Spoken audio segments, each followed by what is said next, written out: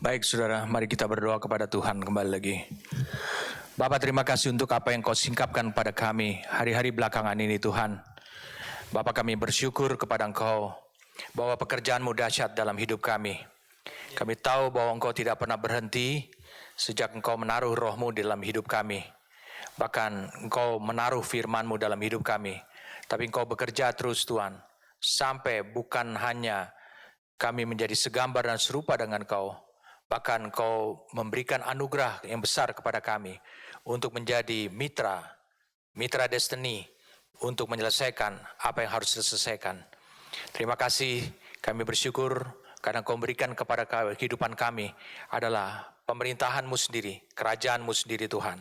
Terima kasih untuk anugerah sehingga kami bisa memahami apa yang Engkau berikan kepada kami untuk tujuan-Mu Tuhan. Bapa, terima kasih untuk penyingkapan yang Kau berikan kepada kami melalui Roh yang Kudus.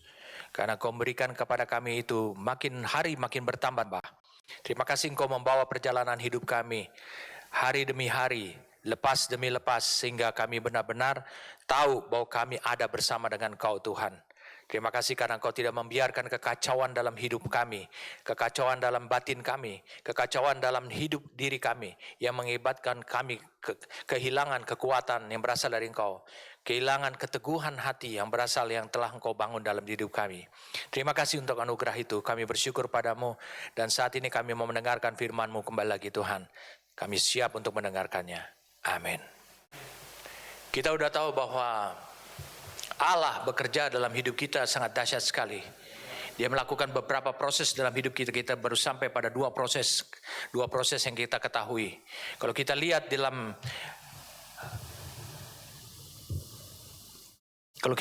dalam 1 Petrus pasal yang kedua, apa yang Allah kerjakan dalam hidup kita, ini sungguh nyata buat diri kita. Kita tahu bahwa kita dibawa dari gelap, dari kondisi gelap menjadi kondisi kita bisa mengenali terangnya. Dalam terang kita bisa mengalami banyak hal. Kita bisa memiliki pengertian dan pemahaman yang jelas. Itu yang disebut dengan terang. Mari kita baca kembali lagi 1 Petrus pasal yang kedua. Dia bilang, tetapi kamulah bangsa yang terpilih, imamat yang rajani, bangsa yang kudus, umat kepunyaan Allah sendiri, supaya kamu memberitakan perbuatan-perbuatan yang besar dari Dia yang memanggil kamu keluar dari kegelapan kepada terang yang ajaib.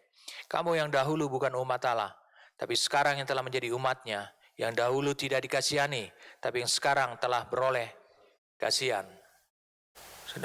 Kalian harus tahu bahwa ini pekerjaan Allah. Jangan katakan bahwa ini kehebatan saudara. Saudara menjadi bangsa yang terpilih adalah pekerjaan Allah.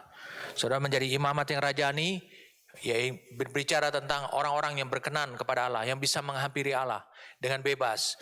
Adalah saudara menjadi imam, para imamnya Allah dalam imam berkerajaan adalah itu pun karena pekerjaan Allah. Pekerjaan Allah dalam hidup saudara, bukan pekerjaan Allah dalam gereja saudara. Ya, pekerjaan Allah dalam hidup saudara. Saudara menjadi bangsa yang kudus. Siapa yang bisa menguduskan saudara? Roh Allah. Roh Allah yang bisa menguduskan hidup saudara. Dia memberikan air dan roh. Dia memberikan firman kepada hidup saudara sehingga saudara bisa mengalami kekudusan. Dia bisa menjadikan saudara itu menjadi kepunyaannya Dia, milik kepunyaannya Dia. Orang-orang spesial bagi Dia. Orang-orang yang menjadi program, menjadi rencana buat di hidupnya. Segala sesuatu Allah akan berikan bagi yang disebut dengan umat kepunyaannya. Dikatakan, dan orang-orang yang diberi tugas supaya memberitakan perbuatan-perbuatan yang besar dari Dia yang memanggil kamu keluar dari kegelapan kepada terang yang ajaib. Dikatakan kita bisa memberitakan, membawa firman yang telah menjadi nyata dalam hidup kita. Oleh karena apa? Dikatakan kita dipanggil keluar dari kegelapan. Kita dipanggil adalah melalui firman-Nya. Roh Kudus membawa firman-Nya untuk memanggil kita keluar dari kegelapan. Allah menunjukkan bahwa itu bukan tempat kita. Allah menunjukkan bahwa itu bukan posisi kita. Kadang-kadang kita sering sekali mata gelap. Kita menginginkan berkat daripada Tuhan. Kita berpikir bahwa berkat itulah akibat daripada kita hidup dalam kegelapan. Kita tidak tahu apa yang kita minta. Kita tidak tahu apa yang Allah mau berikan pada kita. Itu yang disebut mata gelap. Dan katakan lagi, yang dahulu bukan umat Allah, tapi yang sekarang telah menjadi umatnya. Yang dahulu tidak dikasihani, tapi yang sekarang telah beroleh belas kasihan. Sungguh luar biasa sekali, kita memperoleh belas kasihan, mercy daripada Tuhan. Minggu lalu saya sampaikan kepada saudara, dalam Mazmur pasal yang ke-26, itu sungguh nyata, dikatakan sekali Allah berfirman, maka di dalamnya saudara bisa mendengarkan, saudara bisa mendapatkan, bahwa di dalam firman yang dibawa oleh Roh Kudus, di dalam hati saudara, di dalam firman itu ada kekuatan Allah. Kekuatan Allah yang sama yang ada pada rohnya. Kekuatan yang dicurahkan 2000 tahun yang lalu. Pada saat hari Pentakosta, kekuatan yang sama sekarang bergerak di dalam diri hamba-hamba Tuhan yang saudara kenal. Sampai pada masa sekarang masih tetap hidup yang saudara kenal. Kuasa yang sama juga itu ada mengalir di saat firman-Nya dibawa oleh Roh Kudus di dalam hidup saudara. Dan mulai dialirkan. Dibuat bergerak firman itu, bekerja firman Tuhan tersebut, bekerja sampai kepada jiwa saudara. Saudara bisa bayangkan luar biasanya pekerjaan Allah dalam hidup saudara. Itu sebabnya saudara tidak perlu mencari sesuatu lagi yang di luar menurut impian saudara. Ubah impianmu, biar samakan impianmu menjadi sama dengan impiannya Tuhan. Karena Allah menginginkan, Dia bermimpi bahwa saudara menjadi gambar dan rupanya, menjadi mitranya Allah untuk menjadi penggenap, saudaraku. Saya ingin membagikan, saya ingin mengulang kembali lagi bahwa yang pertama yang Allah kerjakan adalah yang membuat saudara lahir baru. Proses lahir baru ini bukan hanya memindahkan saudara dari neraka, tempat saudara nanti di neraka, lalu kemudian dipindahkan ke surga. Bukan hanya itu. Itu adalah pekerjaan mudah bagi Allah. Tapi Allah adalah Allah yang memiliki prinsip dan hukum pun, dan Dia berjalan menurut hukum dan prinsip-prinsipnya Dia. Sebabnya Dia tidak bisa memindahkan saudara dengan begitu saja. Dia tidak bisa begitu saja mengampuni dosa saudara.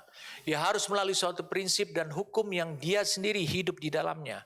Sebabnya proses lahir baru itu sungguh sangat dahsyat sekali buat hidup saudara. Itu adalah start di mana kehidupan Allah mulai terjadi dalam hidup saudara. Saudara memiliki roh. Sejak saudara lahir, saudara sudah memiliki roh. Adam memiliki roh, oleh karena Adam menerima nafas hidup Allah yang dihembuskan kepada hidungnya. Adam memiliki roh Allah, tetapi Adam belum memiliki kehidupan Allah. Sebabnya saudara harus memiliki kehidupan Allah. Allah mengatakan manusia tidak boleh lagi masuk ke Taman Eden. Itu sebabnya jalan menuju kepada pohon kehidupan itu dijaga ketat oleh 2 kerubium.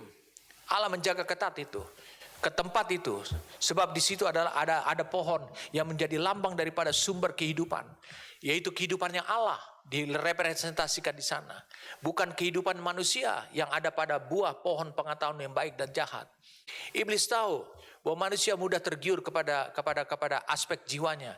Itu sebabnya dia mudah menerima penjelasan daripada iblis. Walaupun iblis menutupi banyak hal, walaupun iblis berbohong, tapi iblis mampu untuk bisa menjelaskan kepada manusia, karena dilihat manusia itu rentan. Manusia bukanlah manusia yang memiliki kehidupan Allah. Sebabnya manusia melihat ada bagian-bagian yang kadang-kadang tidak nyambung, terpisah-pisah. Ada bagian-bagian yang tidak tepat urutannya di dalam diri manusia. Itu sebabnya iblis mengambil kesempatan di dalam kekacauan yang ada terjadi dalam diri manusia. Allah melihat kekacauan dalam hidup saudara, sebagaimana Dia mengembalikan tatanan bumi ini. Itu yang saya sampaikan kepada saudara. Pada mulanya Allah menciptakan langit dan bumi. Pada waktu itu bumi belum berbentuk. Saya katakan belum berbentuk. Allah membentuk manusia. Berarti Allah membuat manusia menurut bentukannya Dia, menurut keinginan daripada Dia.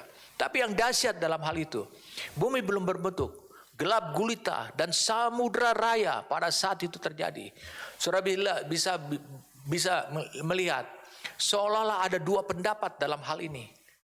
Siapa yang membuat kekacauan itu? Allah kah atau iblis kah? Yang kedua, kadang-kadang ada orang bertanya, apakah Allah belum selesai menciptakan langit dan bumi dan memulihkan tatanannya? Keburu iblis sudah jatuh dalam dosa. Apakah Allah belum selesai? Allah sudah selesai. Tatanan itu dirusak oleh karena iblis dilempar ke bumi. Saudara bisa lihat bagaimana polanya Allah dari kitab Kejadian, bagaimana Dia menata kembali dari kekacauan. Hidup saudara yang kacau, terjadi kekacauan. Kadang-kadang kau merespon firman-Mu dengan jiwamu saja. Kadang-kadang kau tidak merespon firman-Mu. Kadang-kadang semangat yang muncul daripada engkau adalah semangat yang muncul dari jiwamu. Kadang-kadang itu juga muncul dari tubuhmu sendiri. Kadang-kadang hal itu yang membuat engkau menjadi semangat. Semangat untuk mencoba mengikuti Yesus. Nampaknya itu kelihatan baik. Itu sebabnya engkau membutuhkan lahir baru. Yesus mengatakan apa yang lahir daripada daging adalah daging, apa yang lahir daripada roh adalah roh.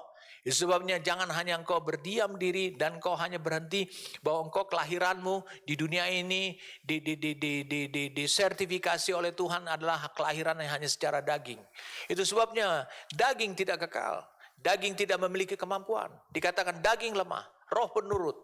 Itu kata Alkitab di dalam Matius 26 ayat 41 dikatakan ada roh penurut tetapi daging lemah. Itu sebabnya tidak mungkin saudara harus hidup terus dalam kelemahan. Tidak mungkin saudara lemah untuk merespon firman Tuhan, lemah untuk berjalan bersama dengan Tuhan, lemah untuk merenungkan firman Tuhan, lemah. Karena apa? Saudara memerlukan kelahiran yang kedua. Saudara memerlukan alternatif. Kalau orang-orang sudah tidak bisa lagi disembuhkan dengan pengobatan dengan teknologi medis yang tercanggih pada masa kini, selalu mencari alternatif. Mereka meminum herbal, mereka mengkonsumsi hal-hal, mereka mencoba untuk melatih, mereka pergi untuk yoga, mereka pergi untuk melakukan olahraga ini. Mereka bersemedi menghadap matahari dan kayak gitu untuk mencoba menyembuhkan penyakitnya. Saudara, Allah selalu memberikan jalan keluar buat hidup kita. Saudara jangan hanya terpaku kepada satu jalan saja. Saudara percaya bahwa Allah lebih giat, lebih proaktif kepada saudara daripada saudara mencari Dia. Saya katakan itu yang selalu. Meskipun engkau bisa mengatakan, engkau merumuskan bahwa Allah tidak terlalu proaktif. Aku yang mencari Tuhan. Mungkin engkau merasa demikian, tidak demikian. Pada hakikatnya pola Allah ada di Taman Eden pada waktu itu. Ketika manusia jatuh dalam dosa, manusia berarti penuh dengan kelemahan, manusia tidak berdaya lagi, manusia mulai hidup dalam kegelapan. Allah yang mencari manusia. Dia katakan, di manakah engkau? Allah yang proaktif. Itu gambaran tentang Allah yang proaktif. Allah tidak membiarkan saudara dalam keadaan seperti itu saja, tapi Allah akan menolong saudara. Ingat selalu, Dia adalah Allah yang menolong. Secara khusus adalah terhadap manusia. Itu adalah makhluk ciptaan yang sangat dicintai oleh Dia. Oke, yang kedua saya sampaikan kepada saudara minggu lalu, ini sesuatu yang dahsyat buat hidup saudara, yaitu Allah bekerja dalam hidup kita. Ketika kita sudah mengalami kelahiran baru, jadi poin pertama adalah lahir baru, itu pekerjaan Allah yang dahsyat. Yang kedua adalah melalui roh yang membawa firman melalui firman yang dibawa oleh Roh Kudus, roh Allah itu. Apa yang dikerjakan? Dia memberikan kepada saudara kemampuan. Dari kemampuan ini bukan hanya saudara ketahui, tetapi saudara bisa mengalami kemampuan ini. Kemampuan untuk membedakan, untuk memisahkan, untuk bisa mengetahui, memilah-milah. Mana pekerjaan Allah, mana yang berasal dari kebenaran, mana yang berasal daripada jiwa, mana yang berasal dari dunia ini, mana yang dibangun oleh iblis. Di mana itu? Oh, kalau saudara berkata, oh tempat pemujaan ini tempat pemujaan dewa, itu tidak benar. Bukan yang di luar sana. Saya katakan orang-orang beragama saja bisa mengetahui hal itu. Tapi pekerjaan Allah dalam diri kita, Dia untuk membuat saudara bukan hanya mengetahui bahwa saudara sekarang roh Allah yang membawa firman itu sekarang bekerja bersama-sama, tinggal dan diam di dalam roh saudara. Dia sekarang mulai mengalirkan satu kemampuan untuk bisa membedakan dan memisahkan. Kemampuan untuk bisa mengetahui, mengidentifikasi. Ini berasal dari Allah, sudah terbangun dalam jiwa saudara. Ini respon yang bukan seharusnya, bukan semestinya. Itu kemampuan yang Allah berikan. Allah bekerja terus dalam hidup saudara. Bahkan yang Dia berikan kepada hidup saudara adalah firman Logos. Saya bisa katakan kepada saudara, Alkitab ini apabila saya baca itu adalah firman Logos. Bagaimana saya bisa hidup dari pembacaan saja? Tidak mungkin saya hidup dari pembacaan saja. Karena Alkitab berkata, renungkanlah itu, peganglah firmanku itu. Taruhlah hukum-hukumku dalam hatimu, dalam pikiranmu. Ada yang selanjutnya. Firman itu tidak boleh berhenti sampai pada Logos saja. Itu sebabnya betapa dahsyatnya Allah bekerja dalam hidup saudara dan saya. Mengapa? Mengapa saya katakan Dia dahsyat bekerja dalam hidup saudara? Karena Dia tidak mau berhenti membawa firman yang adalah Logos ke dalam hidup saudara, yaitu dimulai dalam roh saudara dan membiarkan itu begitu saja dan menjadi penonton saja dalam hidup saudara. dengan ingin menyaksikan bagaimana saudara sendiri memproses firman logos itu menjadi rema, menjadi iman, dan menjadi kebenaran. Tidak akan pernah saudara akan sanggup gitu.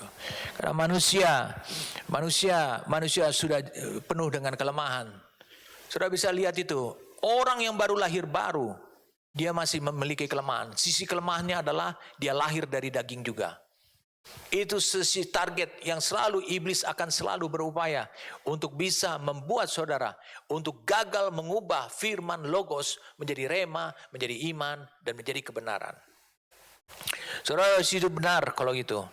Oke, saya ingin menyampaikan pekerjaan Allah dalam hidup saudara. Tulis poin yang ketiga ini sangat penting buat saudara. Yang pertama adalah lahir baru. Itu pekerjaan Allah dalam hidup saudara yang dahsyat dalam hidup saudara, sungguh luar biasa.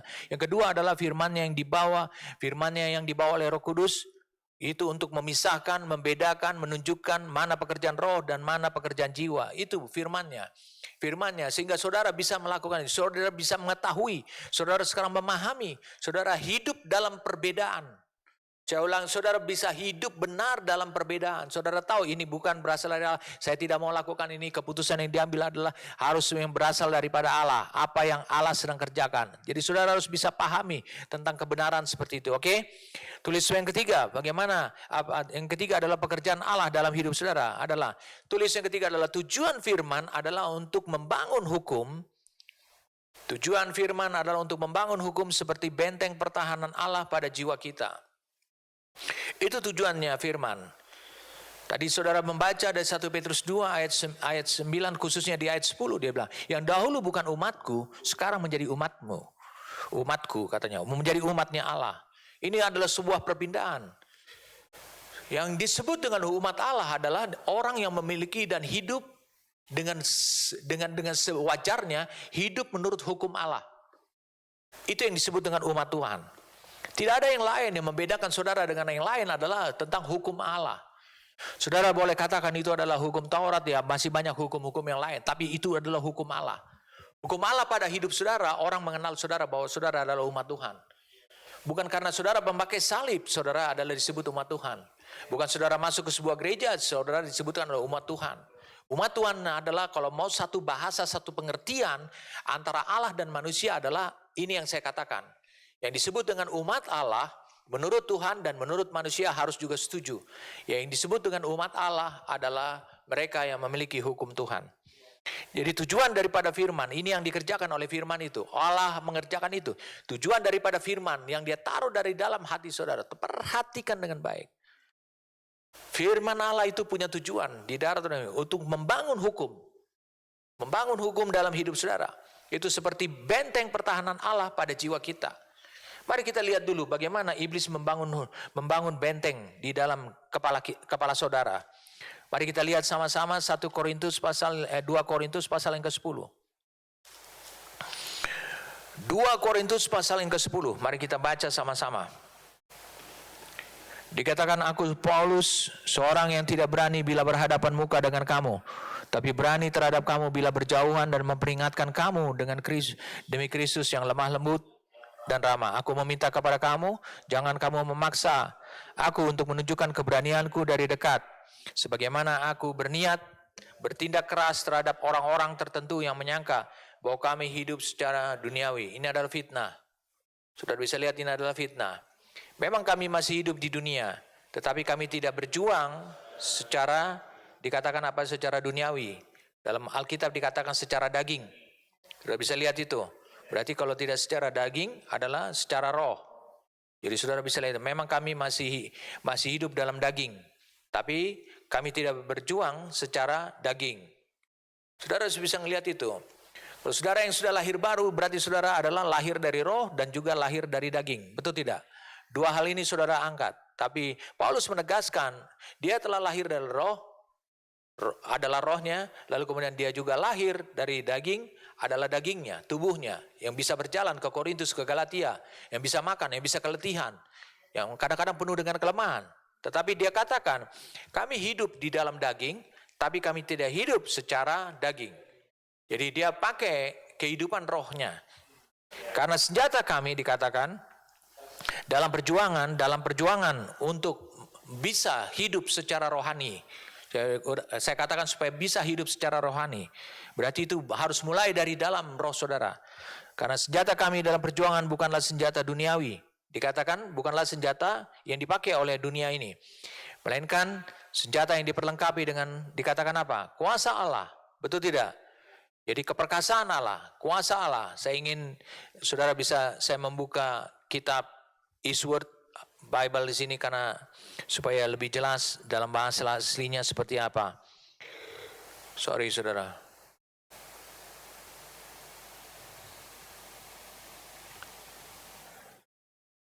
Dua Korintus pasal yang 10 ayat ke-10. Ayat ke-1, betul?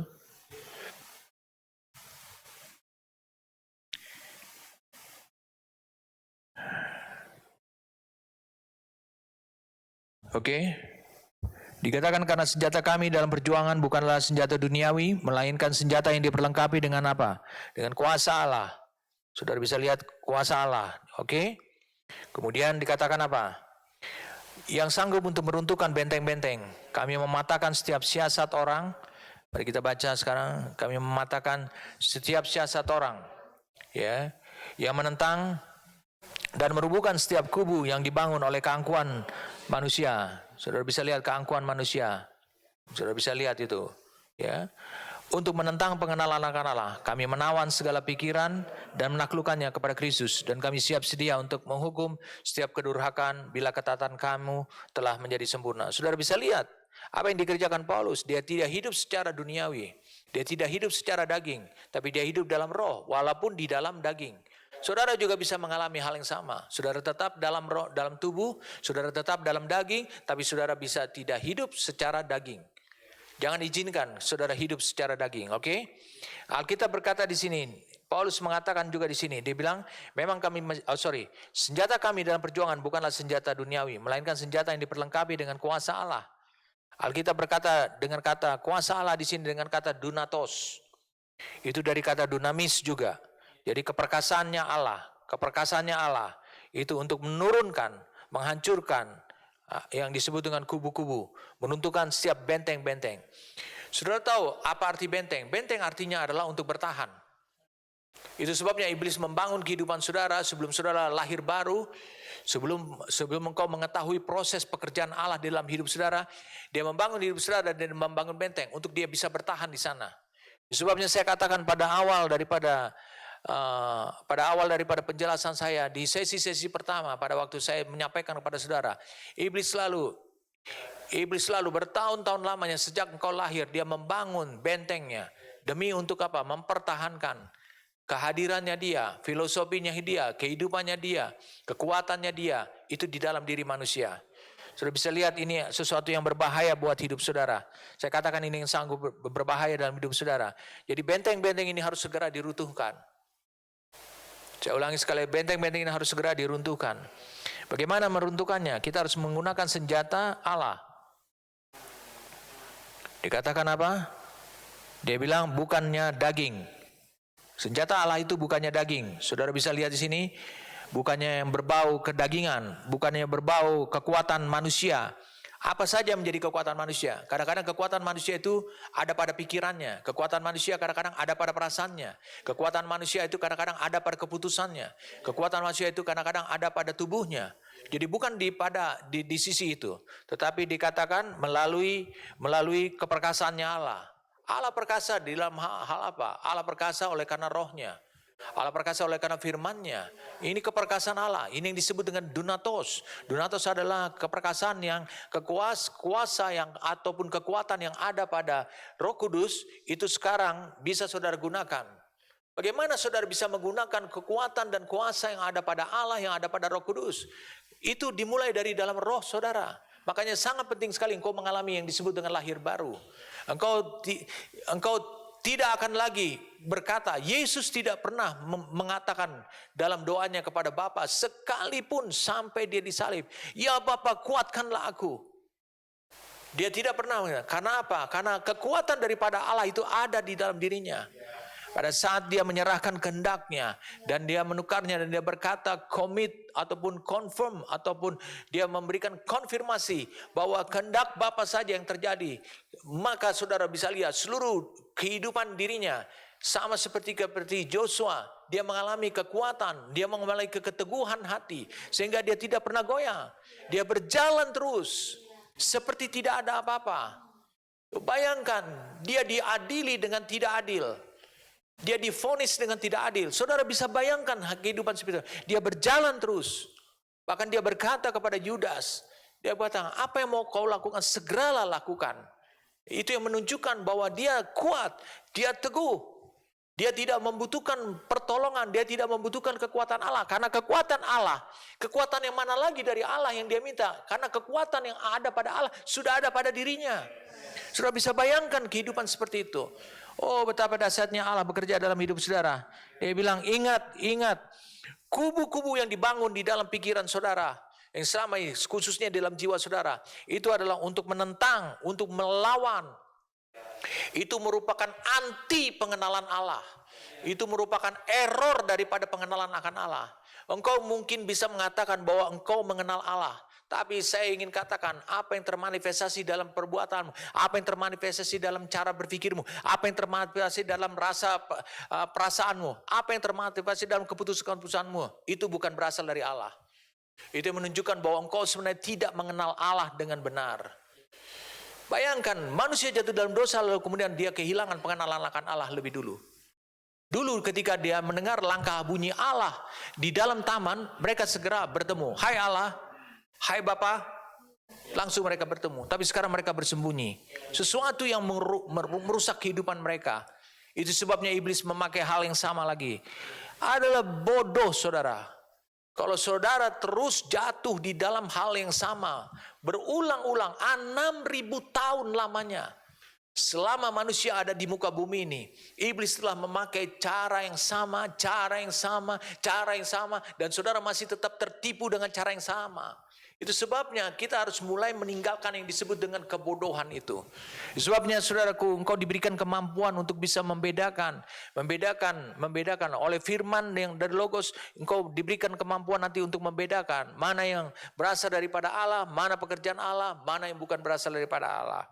Sebabnya Paulus mengatakan bahwa senjata kami itu bukanlah senjata dunia ini, tetapi dia bilang adalah senjata yang berasal daripada Allah. Dia bilang kami menawan, katakan menawan. Ini sangat penting buat saudara dan saya. Saya sangat suka sekali dengan kata menawan ini. Dia katakan ini, dan kata ini adalah dia bilang bringing into captivity every thought. Dia katakan, ya kan? Kami menawan, ya menawan. Dia katakan, ya, membawa menjadi tawanan, membelenggu, menonaktifkan pekerjaannya sehingga tidak terjadi lagi. Saudara bisa lihat, tidak memiliki kontribusi lagi. Ya kan? Jadi saudara bisa lihat itu, kami menawan. Ini sangat penting. Kami mematahkan, dikatakan apa? Kami menghancurkan. Jadi setiap imajinasi di sini dikatakan kata logismos. Logismos itu dari kata logika. Saudara bisa membayangkan hal-hal yang logis. Hal-hal yang logis dalam hidup saudara. Ini bukan berasal daripada Allah. Saudara, bisakah engkau melihat firman Allah dan engkau melihat masa depan saudara di sana? Ini yang disebut dengan yang benar. Engkau mengimajinasikan yang benar. Engkau butuh perenungan. Engkau butuh meditasi terhadap firman ini. Karena engkau bisa membaca satu ayat saja di Alkitab. Apa yang Allah katakan dalam hidup saudara. Satu ayat saja di Alkitab engkau membacanya, engkau langsung bisa tahu. Saya ulangi, engkau langsung bisa tahu dengan pasti. Masa depan saya ada pada ada tertulis oleh Allah. Itu namanya imagination. Jadi saudara bisa lihat, itu namanya logismos. Logismos itu engkau bisa wujudkan dalam bentuk realita. Saudara bisa lihat logismos yang ini. Itu sebabnya iblis berupaya membangun kubu-kubu ini. Sebabnya ingat, engkau udah menjadi orang yang sangat diberkati. Dia bangun prinsip-prinsip. Dia bangun kekuatan-kekuatan di dalam hidup saudara yang berupa filosofi. Dan semua filosofi itu ukurannya hanya satu, baik. Saya katakan tidak ada yang jahat. Itu sebabnya iblis melakukan hal itu berkali-kali dalam hidup saudara. Saudara bisa bayangkan kehidupan yang seperti itu. Oke? Jadi dikatakan kami mematahkan setiap. Jadi casting down. Meruntuhkan. Betul tidak? Meruntuhkan. Tidak membuatnya lagi menjadi benteng. Benteng itu dibuat dari batu-batu. Dan itu sedemikian kokohnya. Itu semua. Tetapi tetap. Yang namanya benteng selalu tetap memiliki titik lemah. Saya ulangi, tetap memiliki titik lemah. Saudara tahu kalau benteng itu titik lemahnya di mana? Benteng titik lemahnya adalah pintunya. Pintunya biasanya tidak pernah terbuat dari bata beton. Bagaimana bisa beton itu akan itu? Berarti penduduk yang ada di kota tersebut itu terkurung semuanya. Bagaimana mereka bisa bercocok tanam, mereka bisa melakukan ini? Tidak mungkin mereka bisa melakukan itu. Jadi saudara bisa lihat itu, ini pekerjaan Allah. Bagaimana dia melakukan itu di dalam hidup saudara. Secara khusus adalah, kalau saudara baca di ayat yang kelima terakhir, menawan segala pikiran. Dia bilang, menawan segala pikiran kepada ketaatan. Betul nggak? Menawannya kepada ketaatan kepada Kristus. Saudara bisa lihat itu, bagaimana menawan itu kepada ketaatan kepada Kristus. Bagaimana pikiran saudara bisa oke. Minggu lalu saya sampaikan kepada saudara tentang perjalanan, bagaimana perjalanan Logos itu. Logos itu melakukan banyak sekali perubahan dalam hidup saudara. Sampai akhirnya roh saudara bersaksi bersama-sama dengan Roh Kudus. Saya ulangi, dia bersaksi bersama-sama dengan Roh Kudus, dia untuk bisa melihat, mengkonfirmasi tentang rema. Dan bagaimana dia mengkonfirmasi tentang rema? Itu di dalam jiwa saudara. Berarti sekarang roh mulai memiliki kekuatan. Karena apa? Itu berasal dari firman yang Allah katakan tadi. Di dalam firman yang satu kali Allah berfirman, itu terjadi di dalamnya sudah ada terkandung kekuatan Allah. Kekuatan Allah yang paling dahsyat dalam hidup saudara. Itu ada di dalam firman. Saudara bisa bayangkan kehidupan seperti itu. Dan itu di dalam firman. Lalu kemudian di dalamnya juga ada yang disebut dengan kasih setia atau mercy atau kemurahan. Ini memberikan gambaran buat diri kita. Kasih setia atau kemurahan itu, ini adalah gambaran buat diri kita untuk menunjukkan kepada diri kita ada penyertaan Tuhan. Allah tidak membiarkan kau bekerja sendirian. Allah akan melakukan itu. Lalu kemudian Allah akan membalas menurut perbuatannya. Allah akan merespon. Allah akan merespon dengan memberikan hasil akhirnya apa? Hasil akhirnya adalah munculnya iman di dalam jiwa saudara. Sebagai pengganti daripada benteng-benteng dan apapun yang telah terbangun dalam jiwa saudara. Itu sebabnya memenangkan hati hanya oleh kuasa daripada roh dan firman. Dia memberikan logos, dia membawa logos dan mengakibatkan terjadi perubahan. Dan rema itu ada di dalam hati saudara. Oke? Kita bisa melanjutkannya lagi sehingga saudara bisa tahu dan mengerti tentang kebenaran firman Tuhan ini. Jadi tujuan daripada firman itu adalah untuk membangun hukum sama seperti benteng pertahanan, menjadi membangun hukum seperti benteng pertahanan Allah pada jiwa saudara. Oke? Sehingga saudara bisa disebutkan adalah saudara memiliki hati yang baru. Ya, jadi nanti disebut hati yang baru dan hati yang lama itu sudah tidak ada lagi pada diri saudara. Mari kita buka sama-sama sekarang Ibrani pasal yang ke-8. Ibrani pasal yang ke-8.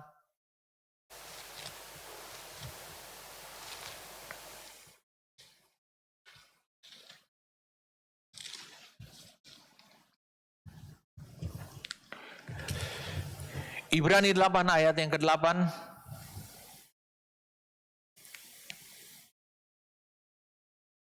Sebab ia menegur mereka ketika ia berkata, sesungguhnya akan datang waktunya, demikianlah firman Tuhan, aku akan mengadakan perjanjian baru atau ikat janji baru dengan kaum Israel dan dengan kaum Yehuda. Bukan seperti ikat janji yang telah kuadakan dengan nenek moyang mereka. Pada waktu aku memegang tangan mereka untuk membawa mereka keluar dari tanah Mesir. Sebab mereka tidak setia kepada ikat janjiku dan aku menolak mereka. Demikian firman Tuhan. Maka inilah ikat janji yang kuadakan dengan kaum Israel sesudah waktu itu. Inilah perjanjian Tuhan, betul ya? Demikianlah firman Tuhan, sesudah Mesir. Saya katakan sesudah Mesir. Berarti itu masih berlaku sampai hari ini. Betul nggak? Aku akan menaruh Ini pekerjaan Tuhan. Aku akan menaruh hukumku dalam akal budi mereka dan menuliskannya dalam hati mereka. Maka aku akan menjadi Allah mereka dan mereka akan menjadi umatku. 1 Petrus 2 ayat ke-10 dikatakan dia yang dulu bukan umatku, sekarang menjadi umatku. Saudara bisa mengerti apa? Ini adalah pekerjaan Allah di dalam hidup saudara. Saudara bisa lihat adalah aku akan menuliskan. Ya, aku akan menaruh, dikatakan itu. I will put my laws. Dia bilang semua hukum-hukumku in their mind, di dalam pikiran, dan menuliskannya pada hati mereka. Betul? Saudara bisa melihat pada pikiran jelas itu adalah salah satu bagian daripada jiwa. Hati jelas itu adalah hati nurani, yaitu bagian daripada roh. Kemudian pikiran, perasaan, dan kehendak. Mana organ atau bagian yang disebut 2 kali, saudara? Dia akan menaruh hukum, dia akan menulis hukum. Mana bagian yang disebut 2 kali? Tentu pikiran. Dia katakan aku akan menaruh pikiran, aku akan menaruh hukum pada pikiran mereka. Betul tidak? Lalu akan menaruh dalam hati, menuliskannya dalam hati. Hati termasuk kandungannya adalah pikiran. Berarti sekarang kita udah ketemulah biang kerok daripada kehidupan saudara. Biang kerok daripada kehidupan saudara, Allah akan mengerjakannya. Saudara tidak mungkin untuk bisa mengerjakan itu sendiri. Karena Allah akan mengerjakannya itu. Allah akan berbuat apa saja dia supaya dia bisa menaruh hukum. Dan di 2 Korintus pasal yang ke-10 tadi kita udah baca bahwa iblis juga membangun benteng di pikiran saudara. Itu sebabnya area paling berbahaya dalam hidup saudara di mata Tuhan adalah pikiran saudara. 2 kali dia sebutkan hal ini. Ini sangat penting sekali. Jadi dengarkan saya, sebelum saudara bisa menguasai tubuh saudara, sebelum saudara bisa menguasai diri saudara sepenuhnya, engkau harus bisa dulu menaklukkan pikiranmu. Pikiranmu itu sangat liar sekali. Hidup di air dia melompat, hidup di air dia memanjat, hidup di darat dia memanjat, hidup di udara dia mencakar-cakar tanah. Gak jelas, saudaraku. Dia ada di mana saja, dalam setiap aspek dia ada di mana saja, dan dia merusak. Saudara bisa bayangkan kehidupan seperti ini, saudaraku. Oke? Bagi saudara-saudara, supaya saudara bisa melihat apa yang terjadi? Mengapa banyak orang dia tidak pernah berpikir bahwa ini dosa, bahwa ini dosa, bahwa ini dosa, bahwa ini dosa. Mari kita melihat sama-sama Roma pasal yang ke-7. Ini adalah yang terjadi pada dirinya Rasul Paulus. Roma pasal yang ke-7. Saudara bisa lihat. Mari kita cepat saudara membaca Alkitab, firman Tuhan itu.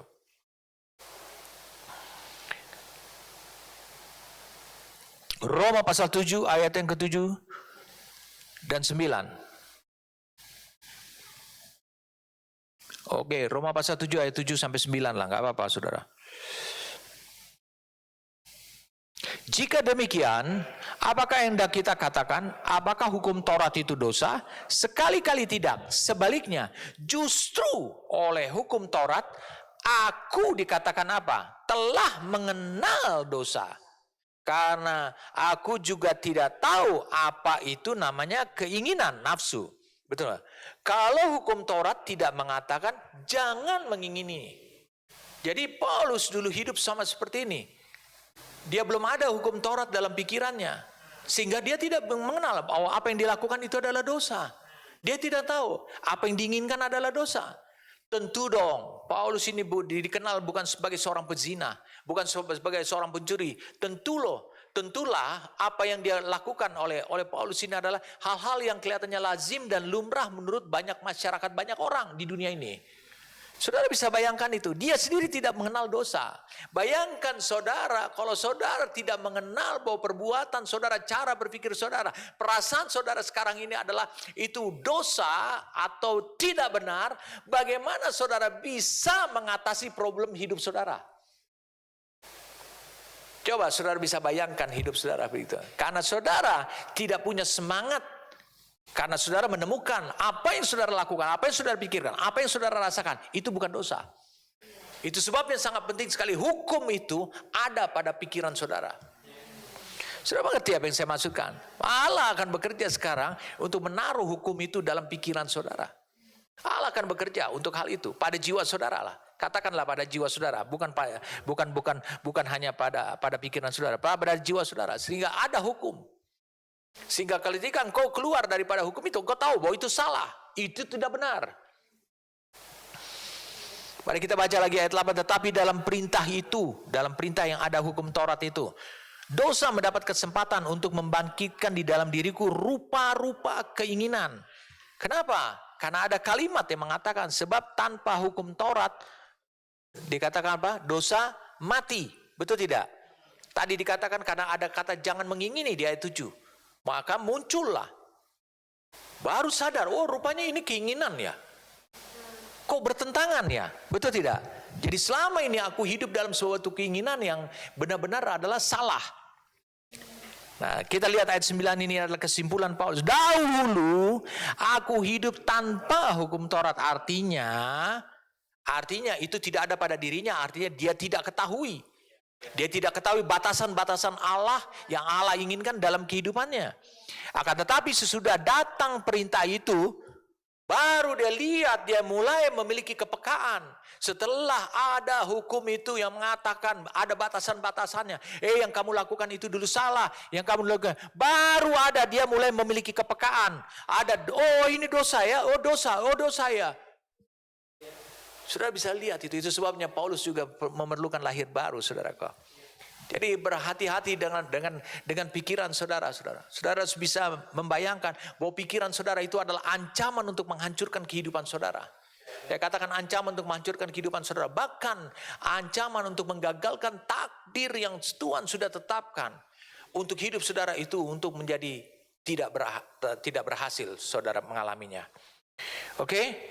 Ada banyak orang, kadang-kadang saudara bisa lihat, rohnya dibelenggu lagi, rohnya tersekat kembali lagi, rohnya tidak bisa berdaya guna lagi. Oleh karena apa? Oleh karena seluruh keputusan hidupnya itu, dia ambil hanya dari apa yang ada pada jiwanya. Dan secara khusus ini adalah orang-orang yang selalu mengoperasikan dirinya melalui kekuatan pikirannya. Saudara bisa bayangkan orang-orang seperti itu, saudara. Oke? Mungkin di antara saudara ada yang punya masalah sama seperti apa yang saya mau jelaskan kepada saudara. Kadang-kadang kau terlalu banyak pikiran, kadang-kadang kau terlalu banyak opini, dan kau nggak punya hukum di dalam hidup saudara. Engkau nggak punya batasan-batasan sehingga engkau nggak bisa memilah ini pikiran karena hukum itu belum terbentuk dan belum terbangun di dalam jiwamu. Itu yang jadi persoalan. Tapi engkau memulai banyak ide, engkau banyak opini, engkau banyak program. Bahkan engkau banyak hal-hal yang kau niat untuk engkau akan lakukan di kemudian hari dalam hidup saudara. Oke, saya mau tolong hidup saudara. Dan ini tanpa obat penenang supaya saudara pikiranmu tidak galau. Oke, saudara mau dengarkan firman Tuhan? Mari kita buka sekarang Mazmur 94. Mazmur pasal 94. Supaya kita benar-benar bisa mengalami kebenaran ini. Mazmur 94. Mazmur pasal 94, kita mulai dari ayat yang ke-18.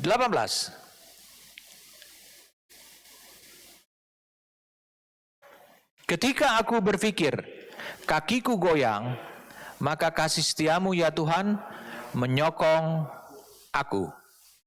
Apabila bertambah banyak pikiran dalam batinku, betul? Dikatakan bahasa Inggrisnya sebenarnya bukan bertambah pikiran. Dalam banyaknya anxieties itu kecemasan. Saudara bisa lihat kecemasan dalam hidupku. Dalam batinku, penghiburanmu menyenangkan jiwamuku. Kemudian dikatakan masakan bersekutu dengan engkau tahta kebusukan yang merancangkan bencana berdasarkan ketetapan. Mereka bersekongkol melawan jiwa orang benar. Jiwa orang atau kehidupan orang benar. Dan menyatakan fasik darah orang yang tidak bersalah. Saudara mungkin bingung untuk membaca ayat ini. Mengapa kita harus ini? Alkitab berkata mulai dari ayat 19-nya sebenarnya. Dikatakan ayat 18 yang mengatakan ketika aku berpikir. Jika aku mengatakan, gitu, kakiku goyah, maka kasih setiamu ya Tuhan menyokong aku. Kasih setia Tuhan saudara rasakan dari mana? Dari firman yang ada dalam roh saudara. Saudara baca Mazmur 62, minggu lalu saya sudah bahas itu dengan benar, dengan detail kepada saudara. Ayat 12 dan 13, khusus ada 13. Ada dua hal yang aku ketahui, ada dua hal yang aku dengar. Di dalam firman itu terkandung juga kasih setia Tuhan. Jadi apabila ketika kakimu sudah mulai goyah, ketika perbuatanmu mulai ragu, mulai tidak kuat. Kenapa tidak kuat? Karena engkau banyak mengandalkan kedagingan. Itu mengakibatkan engkau menjadi lemah.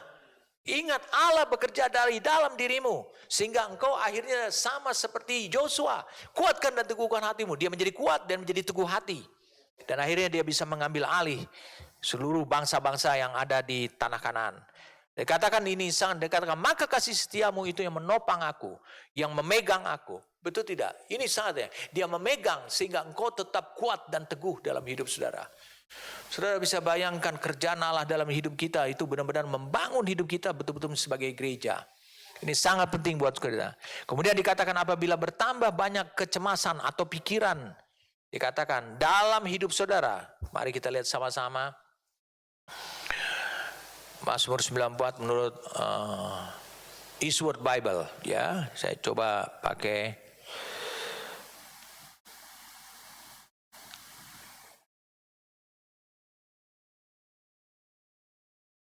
Dikatakan apabila bertambah banyak pikiran dalam batinku, dia bilang penghiburanmu menyenangkan jiwaku. Sudah bisa lihat itu? Dua hal yang menjadi obat. Kalau saudara banyak ide, banyak kecemasan, banyak hal-hal yang menggalaukan langkah hidup saudara, yang membuat saudara kadang-kadang bingung karena terlalu banyak ide, pikiranmu bekerja keras dengan luar biasa sekali. Dikatakan dalam batinku penghiburanmu menyenangkan jiwaku. Ini luar biasa sekali. Katakan jiwa. Ini ada jiwa sesuatu. Dia bilang membuat kesenangan. Tapi ini sumbernya datangnya dari Allah. Jadi sumbernya datangnya dari dalam, bukan datangnya dari luar. Allah tidak akan menopangkan tangan pada hidup saudara lagi. Tapi ini yang Allah lakukan pada hidup saudara. Dia bekerja dari dalam hidup saudara untuk membuat saudara mengalami penghiburan. Oke? Dua hal yang saya mau bagikan pada saudara dari ayat ini sebelum kita masuk kepada penjelasan yang lebih lagi. Dikatakan adalah apa? Dikatakan kalau banyak pemikiran, katakan pemikiran. Saudara bisa tahu bahwa Allah tidak menginginkan bahwa saudara memanifestasikan pemikiran selain daripada memanifestasikan, mencerminkan dan memancarkan apa yang Allah kerjakan dari dalam roh saudara. Hanya itu saja. Saudara nggak perlu berpikir yang lain. Selain daripada berpikir dan memanifestasikan melalui pikiran saudara, apa yang Allah kerjakan, apa yang Allah mau, apa yang Allah kendaki, apa yang Allah rencanakan, yang telah Dia beritahu dari dalam roh saudara. Saya bisa katakan dalam batin saudara. Hal yang kedua adalah, dikatakan itu soal kegalauan pikiran saudara, soal kecemasan pikiran saudara. Dikatakan adalah penghiburanmu.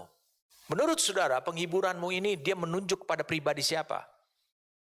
Saya ingin kalian benar-benar bisa mengerti tentang penghiburan ini, penghiburanmu, penghiburan milik Tuhan. Ini menunjuk kepada pribadi siapa? Ini berbicara tentang pribadi Roh Kudus.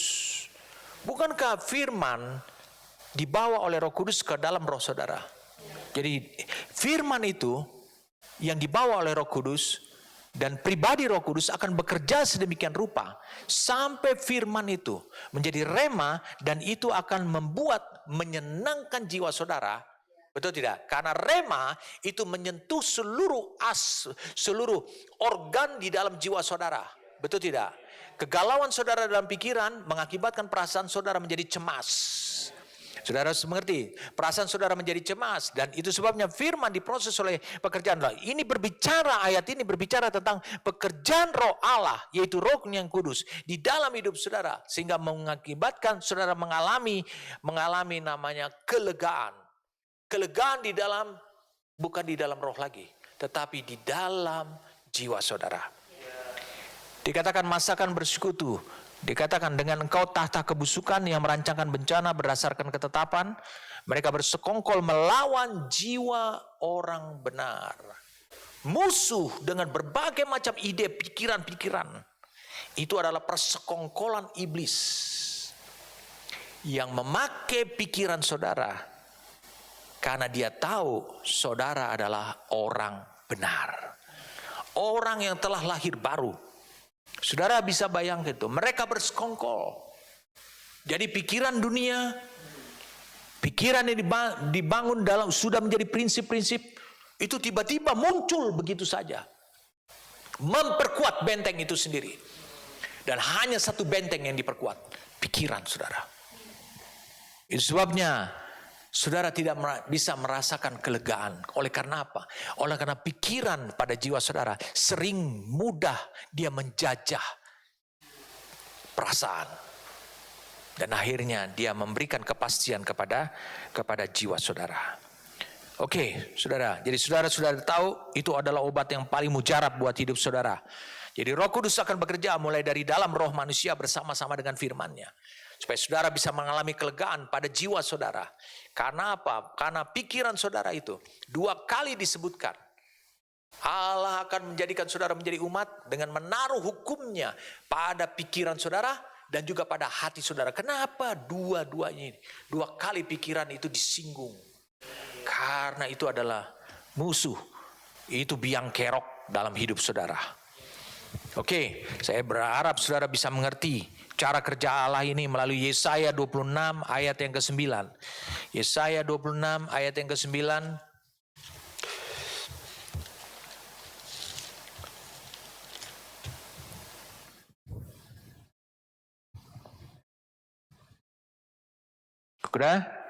Sudah bisa menemukan ayatnya. Dengan segenap, ayat 9, dengan segenap jiwa aku merindukan kau pada waktu malam. Juga dengan sepenuh hati aku mencari engkau pada waktu pagi. Sebab apabila engkau datang menghakimi bumi, maka penduduk dunia akan belajar apa yang benar. Betul? Pada waktu malam merindukan, jiwanya yang merindukan. Betul tidak? Merindukan siapa? Tuhan. Saya ulangi sekali lagi, pada waktu malam siapa yang merindukan Tuhan? Jiwa saudara. Pada waktu pagi siapa yang merindukan mencari Tuhan? Adalah roh saudara. Di sini dikatakan bukan hati. Di sini yes, by my spirit within me I will seek you early. Jadi lebih awal. Jadi saudara bisa lihat ini pekerjaan Allah dalam hidup saudara. Karena roh bekerja mulai dari dalam roh. Dia lebih awal. Dia bekerja terus, dia bergerak terus sampai kepada jiwa saudara. Sudah mengerti apa yang saya maksudkan? Dia bekerja sampai kepada jiwa saudara dan dia benar-benar membuat sesuatu yang Allah perkenan. Allah sukai. Membuat posisi saudara di hadapan Allah itu selalu adalah posisi yang diinginkan oleh Allah. Kenapa? Karena pada pagi hari rohmu mulai bergerak. Dia dari seawal mungkin itu digerakkan oleh rohmu. Nah, saya ingin bertanya pada kalian, coba renungkan ini. Bagaimana kalau kebalikan? Kalau pada pagi hari jiwa saudara yang mencari Allah. Jadi jiwa saudara yang bergerak dulu. Bagaimana mungkin untuk hal-hal yang rohani, hal-hal yang dikatakan diberikan oleh Allah, saudara, jiwa saudara dulu semangat. Oh, saya mau ikut seminar ini, saya mau ikut acara ini. Kenapa? Ya, supaya orang tahu bahwa saya adalah rohani. Jiwa saudara bergerak, apa yang terjadi? Roh saudara tidak akan bergerak. Saudara bisa bayangkan, inilah tatanan yang sebenarnya yang Allah inginkan. Allah bekerja untuk mengembalikan tatanan ini. Kenapa? Dan paling banyak ada dalam kehidupan adalah ayatnya berbunyi demikian. Ini mungkin juga untuk hidup saudara. Dikatakan dengan segenap jiwa aku merindukan engkau pada waktu pagi hari. Juga dengan sepenuh hati aku mencari engkau pada waktu malam. Itu yang terjadi pada hidup saudara. Kenapa ini terjadi? Pikiran saudara itu biang kerok. Itu sebabnya Allah harus menaruh hukum. Kalau hukum itu sudah ditaruh dalam pikiran dan hatimu, apa yang terjadi? Ayat ini terjadi pada hidup saudara. Engkau akan mencari Allah pada waktu pagi dengan rohmu. Dan kau akan bisa berjumpa dengan dia. Oke, satu ayat lagi supaya saudara bisa memahami. Yohanes 8.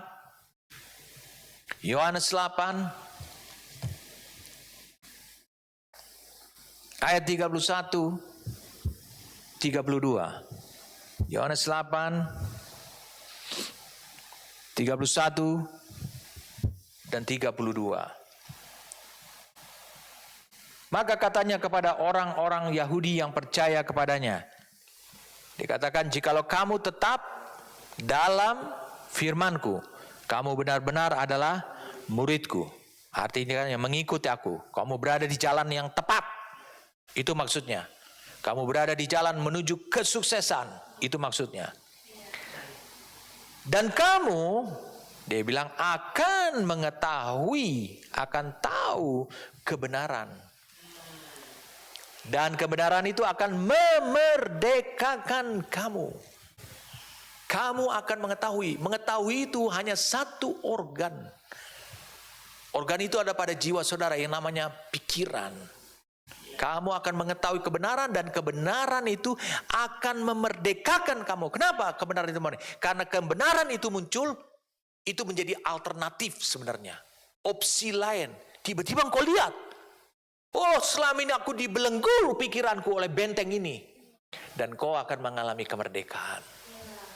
Jadi saudara bisa lihat bagaimana pekerjaan Allah di dalam hidup saudara. Sungguh sangat dahsyat pekerjaan Allah di dalam hidup saudara ini. Dahsyatnya luar biasa sekali. Kalau saya bisa katakan ini luar biasa sekali pekerjaan Allah di dalam hidup saudara. Karena apa? Karena dia bilang, Logos dibawa oleh Roh Kudus di dalam roh saudara, kepada roh saudara. Kemudian diproses menjadi rema dan akhirnya menjadi kebenaran. Karena apa? Karena Yohanes 16 ayat 13 dikatakan, roh kebenaran, dia akan memimpin kamu. Saya katakan memimpin perjalananmu dari dalam roh. Ingat, bukan memimpin kau dalam pelayanan. Memimpin perjalananmu sampai engkau benar-benar mendapatkan keselamatan seutuhnya sampai kepada tubuh. Saudara bisa bayangkan kehidupan seperti ini. Dia Roh Kudus akan memimpin. Jadi memimpin kau yang luar biasa bagaimana dia memenangkan pikiranmu. Di sini dikatakan apa? Dikatakan ayat 31 dan kamu akan mengetahui kebenaran. Saudara mau tahu mengetahui di sini mengenal, to know, ini digunakan ginosko. Jadi ini adalah sesuatu yang dari dulu belum pernah ada reaksi timbal balik antara jiwanya dengan pekerjaan Allah di dalam rohmu. Ini ginosko ini adalah sesuatu yang dikenal tanpa pamrih, tanpa dipengaruhi oleh berkat dulu. Ini luar biasa sekali saudara. Oh luar biasa, makanya diberikan kemerdekaan yang sebebas-bebasnya. Jadi sebagai hal yang sangat berkuasa membuat kemerdekaan jiwa. Jadi akhirnya kehendak memutuskan yang lain. Bukan memutuskan menurut berdasarkan prinsip-prinsip dan hal-hal yang kelihatannya lazim yang sudah dibangun seperti benteng-benteng dan kubu-kubu. Sebab ini pekerjaan Roh Kudus. Roh Kudus akan bekerja sedemikian dahsyatnya dalam hidup saudara. Satu ayat lagi supaya saudara bisa tercengang untuk saya membagikan kebenaran firman Tuhan ini. Ini luar biasa sekali. Buat saya sangat luar biasa sekali ayat ini. Jujur saya katakan. 1 Yohanes pasal 2 supaya saudara tahu. Walau ini ayat bertahun-tahun lamanya. Sejak saya bertobat kadang-kadang saya nggak mengerti. Kalau begitu saya nggak butuhkan orang lain lagi menurut ayat ini. Oh ternyata tidak. Ayat ini tidak dimaksudkan untuk hal seperti itu. 1 Yohanes pasal yang kedua. Mari kita lihat ayat yang ke-20. Tetapi kamu, dia bilang 1 Yohanes 2 ayat 20. Tetapi kamu telah beroleh pengurapan dari yang kudus. Allah, maksudnya the Holy One. Dan dengan demikian kamu semua mengetahuinya. Kamu sudah memiliki pengurapan. Siapa yang di sini? Orang yang sudah lahir baru. Saudara lihat di ayat atasnya adalah orang-orang yang lahir baru. Aku menulis kepadamu bukan karena kamu tidak mengetahui kebenaran. Itu adalah kebenaran. Tetapi justru karena kamu mengetahuinya. Dan karena kamu juga mengetahui bahwa tidak ada dusta yang berasal dari kebenaran. Siapakah pendusta itu? Bukankah dia yang menyangkal bahwa Yesus adalah Kristus? Betul tidak? Bahwa Yesus itu manusia itu bisa menjadi Kristus. Dia adalah anti Kristus, yaitu dia yang menyangkal baik Bapa maupun anak. Kenapa dia menyangkal Bapa? Karena dia menolak proses itu. Dia tidak setuju. Betul tidak? Dia selalu mengatakan bahwa Yesus itu adalah Tuhan dari awalnya. Makanya dia bisa menjadi Kristus. Sebab barang siapa menyangkal anak, ia juga tidak memiliki Bapa. Barang siapa mengaku anak, ia juga memiliki Bapa. Dan kamu, apa yang telah kamu dengar dari mulanya, itu harus tetap tinggal di dalam kamu. Jika apa yang telah kamu dengar dari mulanya itu tetap tinggal di dalam kamu, dikatakan, apa yang kamu dengar dari mulanya, dari awalnya, tetap tinggal. Yaitu dari firman, Allah berfirman, betul tidak? Maka kamu akan tetap tinggal di dalam anak dan di dalam Bapa. Dan inilah janji yang telah dijanjikannya sendiri kepada kita, yaitu hidup yang kekal. Ingat, apa yang Allah firmankan dalam dirimu, satu kali Allah berfirman di dalam rohmu itu kekal. Itu harus tetap tinggal. Semua itu kutulis kepadamu, yaitu mengenai orang-orang yang berusaha menyesatkan kamu. Bagaimana saudara disesatkan sekarang? Kalau engkau memiliki pengurapan dari dalam, bagaimana engkau disesatkan? Mungkin kau bingung untuk melihatnya. Engkau disesatkan melalui suara yang datang dari luar, yang ditangkap oleh jiwa. Makanya benturan terhebat itu adalah ada pada jiwa saudara. Ayat 27, sebab di dalam diri kamu tetap ada pengurapan yang telah kamu terima daripadanya, yang di ayat 20 tadi. Karena itu, saya ulangi, karena itu tidak perlu kamu diajar oleh orang lain. Pengajar yang paling utama itu Roh Kudus. Lalu kenapa kita masih membutuhkan rasul, nabi, gembala, kasih input, pengajar, dan penginjil? Kenapa kita untuk menghancurkan semua benteng yang ada di jiwa saudara. Jadi mereka ini akan berbicara atas nama Tuhan, atas ilham daripada Tuhan. Dan itu akhirnya saudara akan berteriak bersukacita oleh karena apa? Oh, tepat seperti apa yang dikatakan dari dalam. Dan dikatakan, tetapi sebagaimana pengurapan yang mengajar kamu tentang segala sesuatu dan pengajarannya itu benar, tidak dusta. Dan sebagaimana ia dahulu telah mengajar kamu, demikianlah hendaknya kamu tetap tinggal di dalam dia. Katakan pengurapan. Pengurapan apa yang ada pada diri kita? Saudara, sebagai gerejanya dikatakan kamulah bangsa yang terpilih, imamat yang rajani. Ada dua pengurapan yang terjadi pada hidup saudara. Yaitu pengurapan sebagai raja dan pengurapan sebagai imam. Dan pengurapan itu tidak perlu tumpang tangan. Pengurapan itu sudah ada di dalam diri saudara sehingga saudara tidak perlu diajarkan. Saya ulangi. Sebagai raja artinya firman tersebut dikatakan itu ya, itu berkuasa penuh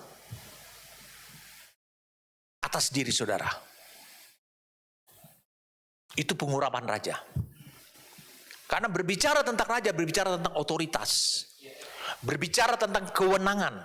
Saudara bisa bayangkan kayak begitu. Jadi firman tersebut, saya katakan firman tersebut, berkuasa penuh atas diri saudara. Saudara bisa bayangkan itu, firman itu pengurapan. Sehingga engkau tidak perlu diajarkan. Jadi, Bapak kalau gitu salah dong, kita pergi ke Muar, kita pergi ikut TLC, itu kan diajarkan. Bukan, itu untuk mengkonfirmasi apa yang datang dari dalam. Persoalannya selama pikiranmu, jiwamu itu menjadi penghalang, kau masih butuh input. Saudara harus mengerti tentang apa yang saya maksudkan. Yang kedua adalah pengurapan itu dikatakan kamulah imamat yang raja. Kamu imam, adalah pengurapan imam. Artinya, oleh firman tersebut, saudara memiliki perkenanan Tuhan. Yang satu, firman tersebut berkuasa atas hidup saudara. Yang kedua, firman tersebut hanya membuat, pengurapan itu membuat saudara berkenan kepada Allah. Allah mengatakan kepada orang Israel, Musa, lakukan begini. Dia bilang, angkat, buat baju, buat Harun. Seperti ini sebagai imam besar. Lalu kemudian buat baju buat para anak-anaknya. Seperti ini. Lalu kemudian urapi dia sebagai imam bagi aku. Urapi dia. Suatu hari ketika pemerintahan Allah tidak ada di Israel lagi, oleh karena Saul berbuat dosa, apa yang dikatakan? Samuel pergi ke Bethlehem Efrata. Urapi di sana anaknya Isai. Aku akan tunjukkan padamu siapa yang kau harus kau urapi. Itu adalah pengurapan raja. Alkitab berkata, sejak Daud diurapi, Roh Allah berkuasa atas hidupnya. Itu sebabnya pengurapan raja adalah berbicara tentang firman yang berkuasa. Apa yang sudah Allah taruh dalam hidup saudara, yaitu firman-Nya. Ketika engkau lahir baru, itu harus berkuasa. Sehingga engkau tidak perlu diajarkan. Jadi kalau begitu pengajaran, input pra-TLC, saudara pergi ke Muar, atau saudara ikut seminar dengan Papa Jonathan, di mana saja, di Indonesia, di luar negeri, di mana saja, itu adalah untuk mengkonfirmasi pengajaran yang datang dari dalam itu benar, dan itu cukup. Jadi saudara bisa lihat ini, dua pengurapan ini, Roh Kudus itu menunjukkan dia berkuasa dalam diri kita. Karena dia membawa firman. Sehingga firman yang dibawa, jadi saya ulangi, Roh Kudus berkuasa dalam kita, karena firman yang ada dalam roh kita tersebut, itu telah terungkap pada diri kita. Jadi firman itu mengandung pengurapan yang luar biasa sekali. Pengurapan yang mengambil dua sisi, dua dimensi daripada Allah sendiri. Yaitu Raja dan Imam. Oke. Mari kita kembali lagi kepada kitab Roma. Supaya saudara bisa memahami dengan benar kitab Roma ini. Mari kita lihat sekarang kitab Roma pasal yang ke-7. Kita akan mulai masuk pada problemnya Rasul Paulus. Karena problem Rasul Paulus ini ternyata membuat kita menjadi merdeka di kemudian hari. Oke, kita baca sekarang Roma pasal 7. Roma pasal 7 ayat yang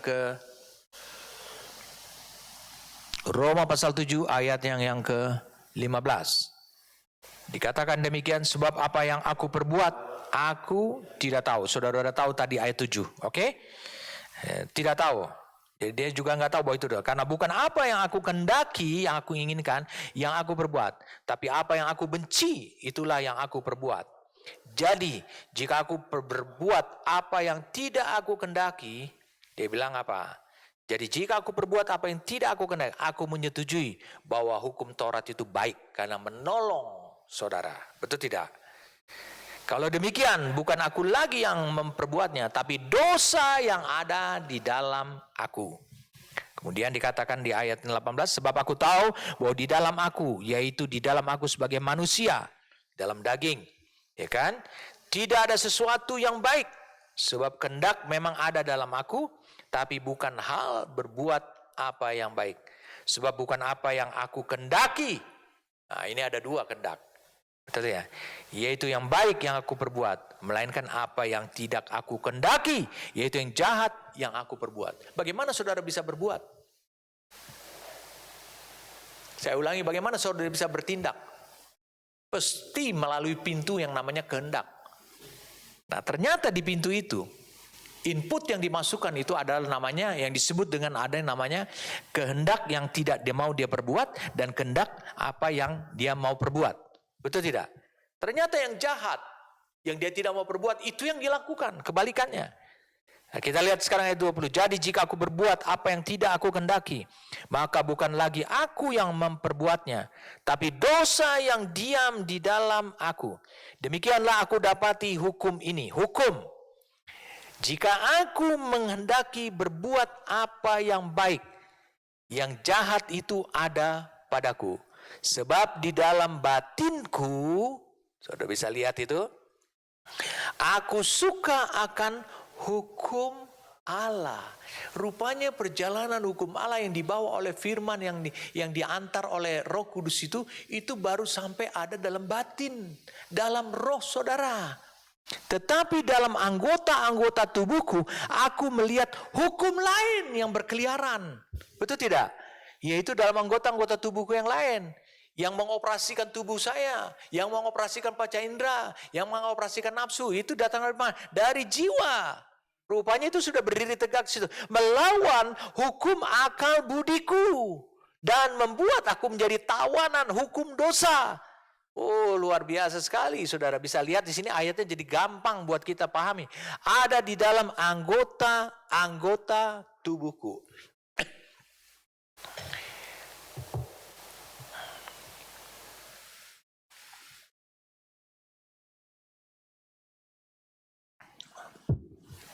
Saudara bisa lihat sekarang dalam dua sosok, dalam satu sosok manusia bekerja dua hukum. Hukum roh atau hukum Allah dan hukum dosa. Justru itu sebabnya Paulus sering mengalaminya, yaitu melakukan apa yang dia tidak kendaki. Saudara bisa bayangkan di situ. Bagaimana saudara bisa mempersembahkan hidup saudara kepada Tuhan dengan benar kalau ada pemikiranmu dua? Ini kan kacau. Itu sebabnya Allah melepaskan firman-Nya kepada saudara. Oke, mari saudara bicara. Kalau ada dua pemikiran saja dalam hidup saudara, mari kita lihat sekarang sama-sama Rasul Yakobus. Yakobus 1 ayat yang ke-8.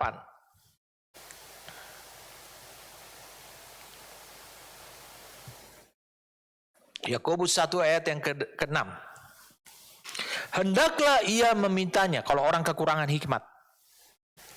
Hendaklah ia memintanya dalam iman, dan sama sekali jangan bimbang.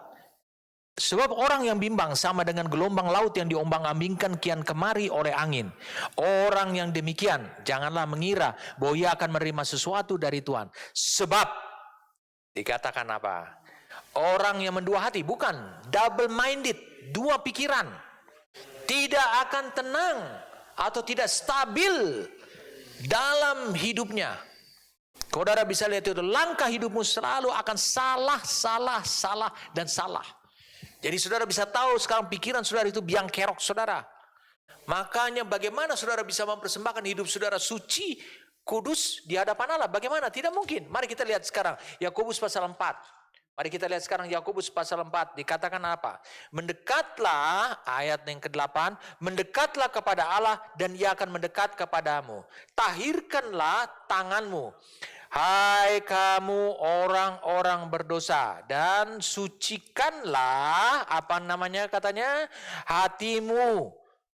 Hai kamu yang mendua apa? Dikatakan double minded lagi. Sama seperti yang dijelaskan di Yakobus 1. Penulisnya sama.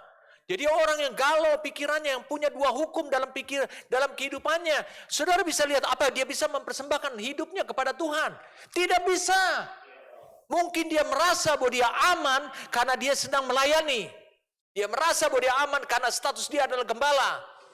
Mungkin dia aman, dia merasakan seperti itu. Tapi dia sedang menipu diri sendiri. Saudara bisa lihat, pekerjaan Allah sekarang masuk pada tahap yang paling rumit. Paling rumit bukan buat Allah, rumit menurut saudara. Karena ini sangat halus sekali saudara. Ini mulai menginikan pikiran saudara. Itu sebabnya sangat penting sekali Allah melepaskan firman-Nya agar manusia dapat merubuhkan, dikatakan, benteng dan kubu yang dibangun oleh iblis itu. Allah membangun itu. Karena apa? Gak boleh ada dua kubu, gak boleh ada dua benteng. Saudara harus bisa tahu bahwa tidak boleh ada dua kubu dan tidak boleh ada dua benteng. Saudara harus bisa pahami tentang kebenaran itu. Saya merasakan di antara saudara sekarang mulai menyadari tentang diri saudara sendiri sekarang. Saudara bisa lihat ini adalah kebenaran firman Tuhan yang harus nyata dalam hidup saudara. Mari kita lihat sama-sama. Ini yang harus prosesnya, yang Allah akan mengerjakannya di dalam hidup saudara. Selain daripada poin 2 yang minggu lalu saya sudah sampaikan kepada saudara, ini dia akan kerjakan juga dalam hidup saudara. Allah akan melepaskan firman-Nya agar manusia dapat merubuhkan, saudara bisa merubuhkan. Ingat, benteng itu tidak akan dirubuhkan oleh Roh Kudus, tapi engkau bisa memakai kekuatan Roh Kudus. Proses yang dialami oleh engkau bersama dengan Allah, dari Allah, itu yang akan bisa menghentikan benteng-benteng itu, menghancurkan benteng itu. Siapa yang menghancurkan benteng Yeriko? Adalah suara. Suara siapa? Suara bangsa Israel seluruhnya. Kenapa suara bisa menghancurkan itu? Karena suara itu mengandung kekuatan Allah.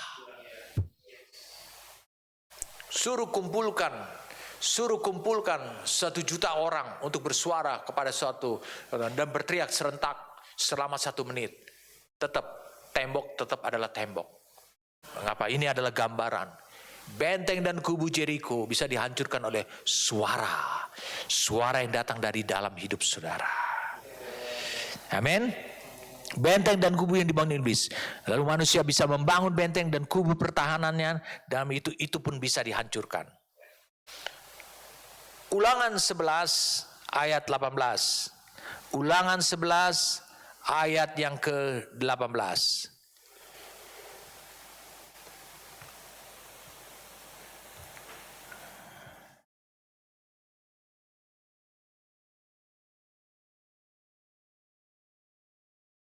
Sudah? Tetapi kamu harus menaruh perkataanku, kata Tuhan. Betul? Ulangan 11 ayat 18. Tetapi kamu harus menaruh perkataanku dalam hatimu. Betul? Dalam hatimu dan jiwa. Betul atau tidak? Kamu harus mengikatkannya sebagai tanda pada tanganmu. Tangan ini lambang perbuatan. Dan harus menjadi lambang di dahimu. Itu adalah pikiran. Cara berpikirmu. Saudara mengerti apa yang saya maksud? Mengapa ada dua kali yang kelihatannya tercampur-campur padahal komposisinya ada? Dikatakan menaruh perkataanku dalam hatimu. Hati itu berbicara tentang adalah hati nurani dan jiwa. Lalu kemudian kata dan dalam jiwamu. Mengapa? Karena Allah start dari dalam roh. Dan ketika bagian roh itu perkataannya dia, firmannya ada dalam roh, lalu kemudian apa titik penghubung dengan jiwa? Yaitu hati. Maka ditaruh dalam hati, maka itu penetrasi kepada jiwa. Maka itu harus ditaruh pada jiwa dan itu akan muncul dalam bentuk bahwa tembok itu sudah hancur. Sekarang perkataan Tuhan muncul. Itu dalam bentuk adalah pada tanganmu, perbuatanmu. Ini adalah berbicara kehendak, tapi juga menjadi lambang. Saudara bisa lihat, lambang ini menunjukkan bahwa keseluruhannya itu adalah sudah demikian. Kalau engkau mengangkat bendera menyerah, bendera putih, tanda engkau menyerah. Kalau engkau tetap mengangkat benderamu, tetap engkau tegakkan di gunung tempat peperangan, itu tandanya bahwa engkau menang. Itu lambang ini mencirikan siapa yang menang. Saudara bisa lihat itu, ini merupakan lambang. Jadi hal yang penting buat diri kita, orang akan melihat itu. Allah bukan hanya melihat, tapi orang juga akan melihat itu. Jadi Allah melepaskan firman-Nya. Saudara harus mengerti tentang satu kebenaran firman Tuhan. Oke? Ini adalah prinsip rohani. Kalau begitu, apa yang Allah kerjakan dalam hidup saudara terhadap jiwa saudara? Dia mencari-cari siapa yang menjadi senjata paling ampuh dalam kehidupan saudara. Dipakai oleh iblis. Saudara tahu tentunya, karena saya sudah uraikan itu sejak beberapa waktu yang lalu. Yaitu pikiran saudara. Oke? Iblis mengandalkan senjata ini menjadi senjata. Alkitab berkata bahwa kita juga punya senjata. Dan senjata kita adalah senjata Allah. Saudara bisa bayangkan. Iblis juga mengandalkan senjata yang paling ampuh. Banyak orang dia membahas pernyataan yang mengatakan bahwa senjata paling ampuh iblis adalah penipuan. Itu salah satu senjata. Saudara bisa lihat itu, kok. Iblis bukan menipu. Itu hanya cara, tapi senjata.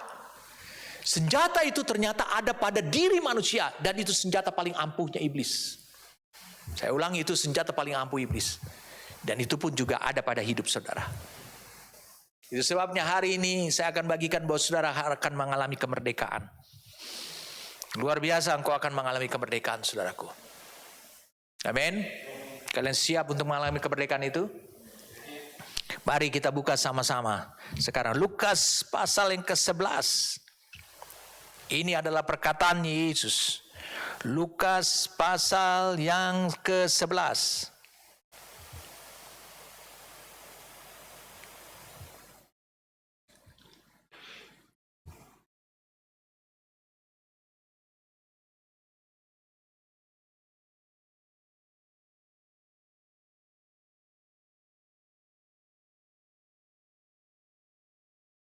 Sudah?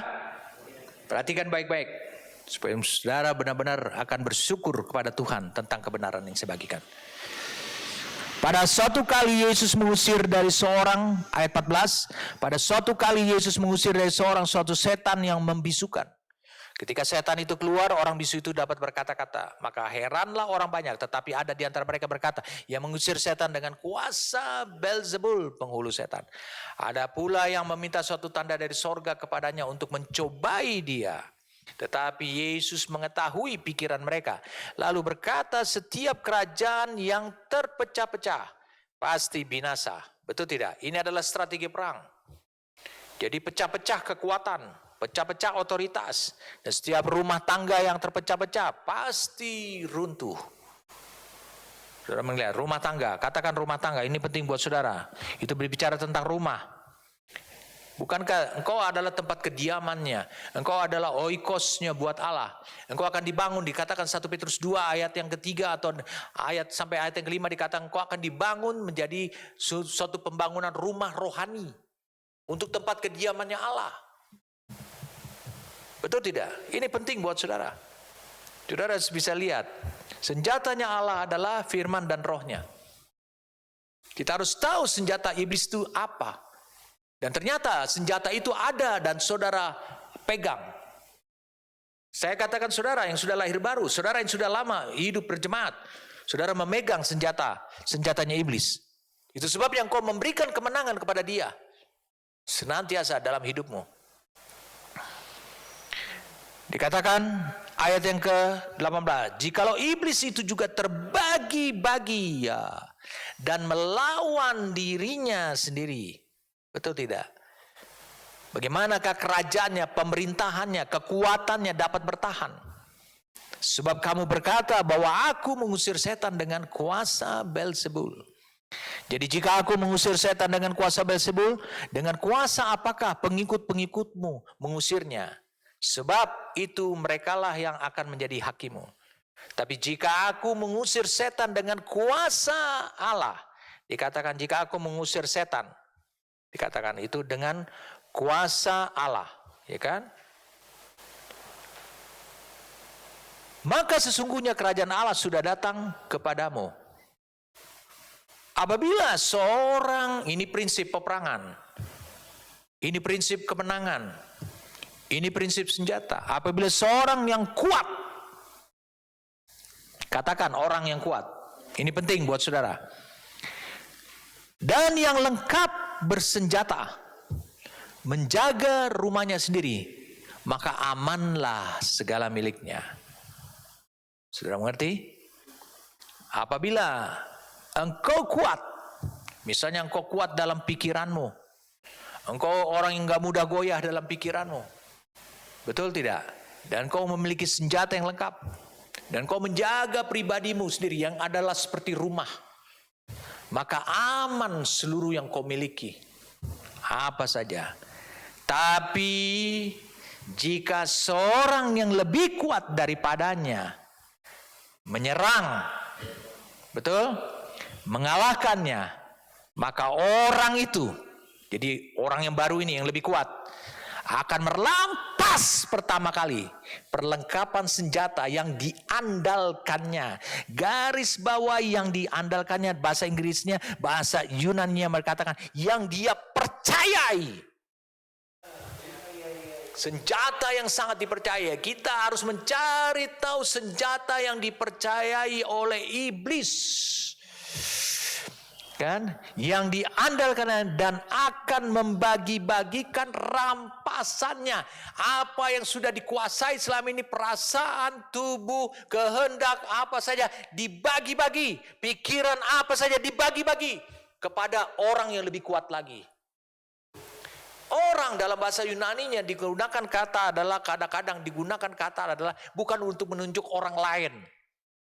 Dulu saya terkecoh ketika pertama kali saya mulai mengalami kepenuhan Roh Kudus, saya bergaul dengan orang-orang yang membuat saya menjadi error. Khususnya orang-orang gerakan Pentakosta dan karismatik.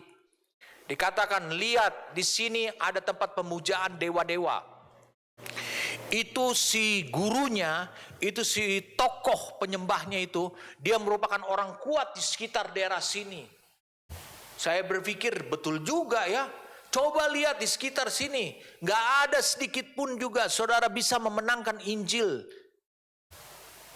Saya berpikir benar juga nih. Lalu coba lihat tiba-tiba di traffic light di dekat di area kurang dari 1 kilometer dari ini sering terjadi kecelakaan. Saya berpikir benar juga ada traffic light tapi ada orang kecelakaan. Seolah ada dikonfirmasi bahwa orang kuat itu adalah sosok. Suatu hari orang kuatnya ini yang dikatakan, yang saya berpikir orang kuat ini adalah manusia. Yang berpikir itu, dia adalah tokoh penyembah. Yang bisa dikatakan apa? Penyembah itu seperti apa namanya? Gurunya. Gurunya di tempat ibadah seperti itu. Lalu sebagai itu dipanggil Tuhan. Saya melihat angka kecelakaan makin meningkat. Angka kriminalitas makin meningkat. Ini apa yang terjadi? Saya baru sadar kemudian setelah saya bertobat itu, saya masih ingat, saya baru bertobat itu 10 tahun kemudian. Sejak saya bertobat, saya baru tahu bahwa ini penipuan. Allah menjaga, Yesus sendiri yang ngomong ini kalau saudara lihat ini tinta merah. Arti kata Yesus yang mengungkapkan ini, dia tidak akan pernah salah. Dia bilang bahwa apabila seorang yang kuat dan yang lengkap bersenjata menjaga rumahnya sendiri, iblis membuat saudara nyaman dengan kehidupan saudara. Bagaimana dia memasukkan pemikiran-pemikiran, ide-ide dan semua hal-hal yang indah-indah dalam pikiran saudara. Sehingga saudara tidak akan pernah menjadi galau untuk menerima ide, pemikiran dan prinsip-prinsipnya iblis. Kenapa? Karena tidak bertentangan. Tidak bertentangan dengan ukuran dunia, tidak bertentangan dengan yang saudara tahu tentang mana yang jahat, mana yang baik. Tapi Alkitab berkata jika seorang yang lebih kuat. Saudara, minggu lalu saya sampaikan kepada saudara firman, dua hal yang kau ketahui. Logos itu mengandung kekuatan Allah. Itu yang membuat saudara, manusia, roh saudara itu jauh lebih kuat. Apabila seorang yang kuat, kalau saudara orang yang mengandalkan pikiran, jiwa saudara yang kuat, lengkap bersenjata, saudara bisa menjaga rumahmu sendiri, dirimu sendiri, maka amanlah segala miliknya.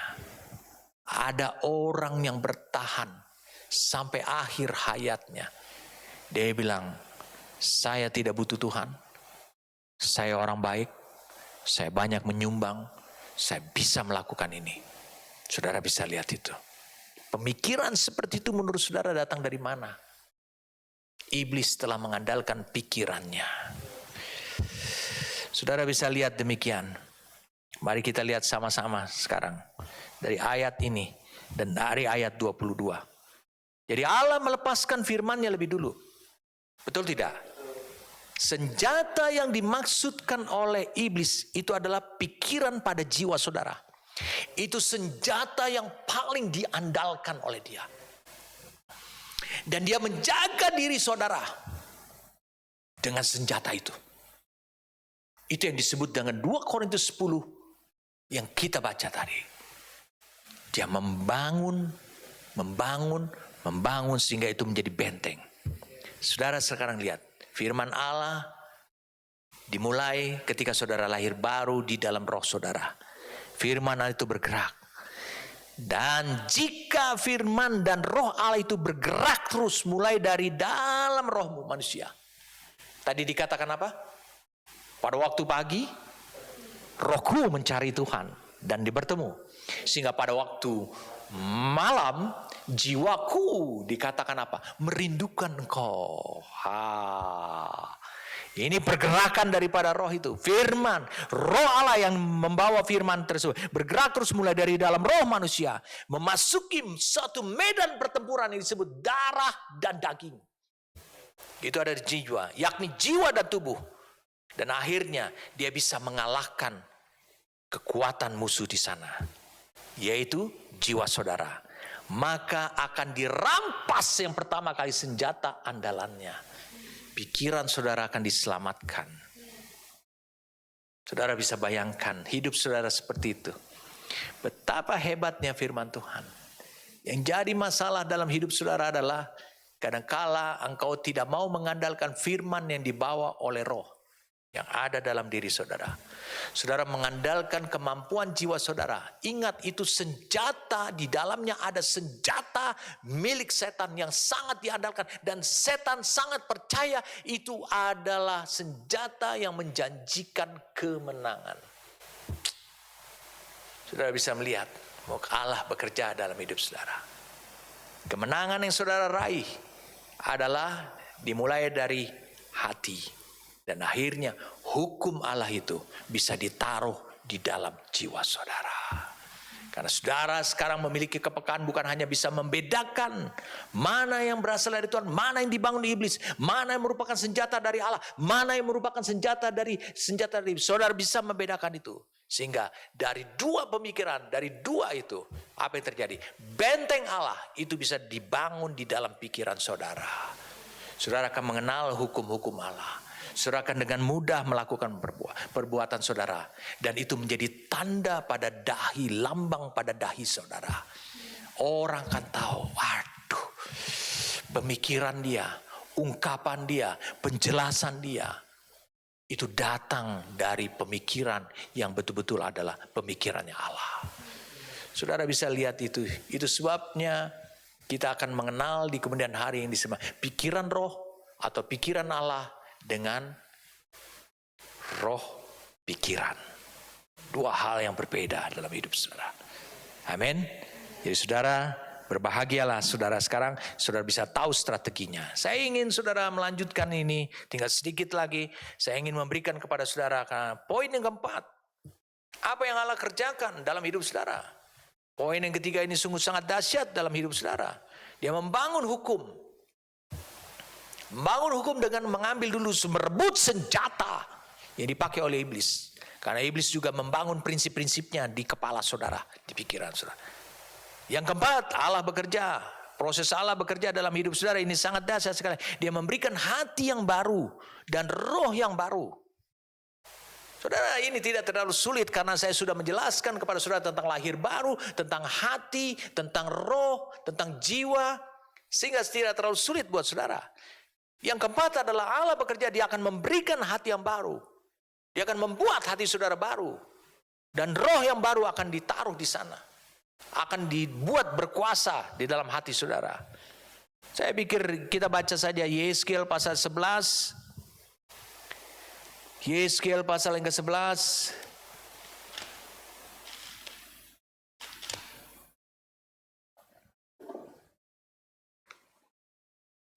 Yeskel pasal yang ke-11 ayat yang ke-19 dikatakan, aku akan memberikan kepadamu, akan memberikan mereka hati yang lain.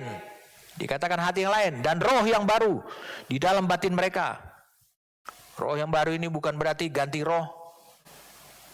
Roh yang baru ini kadang-kadang dikatakan langit dan bumi yang pertama lenyap.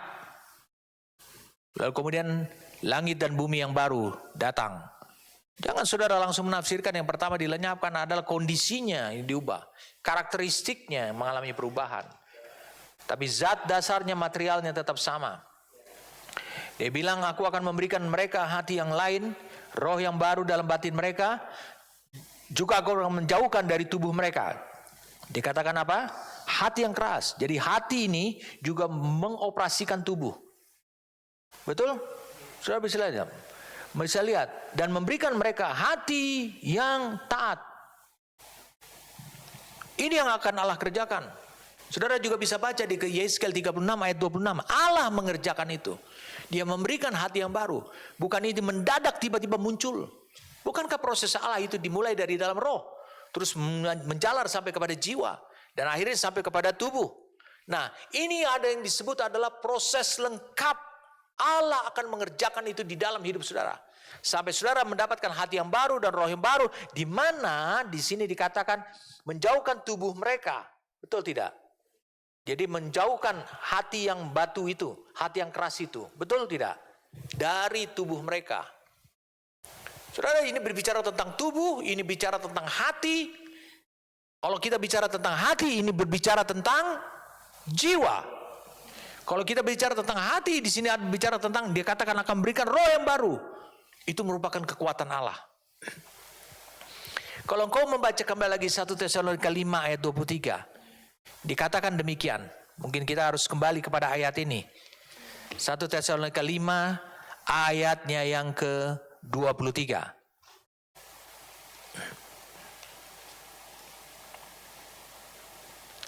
Dikatakan semoga Allah damai sejahtera. Tidak ada konflik. Saya sudah sampaikan minggu lalu kepada saudara. Tidak ada konflik. Damai. Engkau berdamai dengan dirimu. Semoga Allah damai sejahtera menguduskan kamu seluruhnya. Dan semoga dikatakan roh, jiwa dan tubuhmu terpelihara. Terpelihara oleh karena apa? Pertama, tatanannya tidak kacau. Mana yang lebih berkuasa? Mana yang harus menjadi sumber? Betul tidak? Terpelihara juga arti kata tidak ada satupun dari bagian ini yang tidak bisa dikontrol. Tiba-tiba tubuh saudara meledak sendiri. Akibatnya jiwa saudara jatuh dalam dosa lagi. Mengerti nggak? Jadi terpelihara sempurna dan dengan tak bercacat pada kedatangan Yesus Kristus Tuhan kita. Dikatakan semoga, berarti ini adalah pengharapan. Pengharapannya siapa? Pengharapannya Allah buat hidup kita. Betul tidak? Jadi saudara udah belajar tentang hati adalah komposisi dari bagian pertama daripada roh. Betul tidak? Jiwa, hati itu mengandung komposisi daripada hati nurani. Yaitu bagian daripada roh dan mengandung seluruh jiwa. Betul tidak? Saudara udah tahu itu. Jadi saudara bisa lihat di sini. Itu sebabnya sangat hati-hati kita bahwa Allah ingin memperbaharui ini. Saya ulangi, Allah ingin memperbaharui ini. Bagaimana dia memperbarui ini? Karena di dalam hati ada tercakup di dalamnya, termasuk di dalamnya adalah hati nurani, maka saudara nggak usah habis pikir. Karena apa? Karena Allah tahu bagaimana dia cara bekerja untuk memenangkan seluruh tatanan ini. Amin. Jadi saudara bisa lihat bagaimana cara Allah bekerja. Saya sudah sampaikan berminggu-minggu lamanya. Saya sudah sampaikan kepada saudara. Jadi saudara bisa lihat. Apa sebenarnya tujuan hati ini dimenangkan oleh Allah? Kita perlu jelas buat kita. Tujuan hati kita dalam kehendak Allah adalah, saudara bisa lihat Markus 12 ayat yang ke-30. Mari kita lihat Markus 12 ayat yang ke-30. Saya rasa saudara cukup mendengarkan kembali lagi sesi-sesi yang saya sudah sampaikan sebelumnya. Khususnya sebelum ini. Bagaimana saudara bisa memenangkan hati saudara. Markus 12.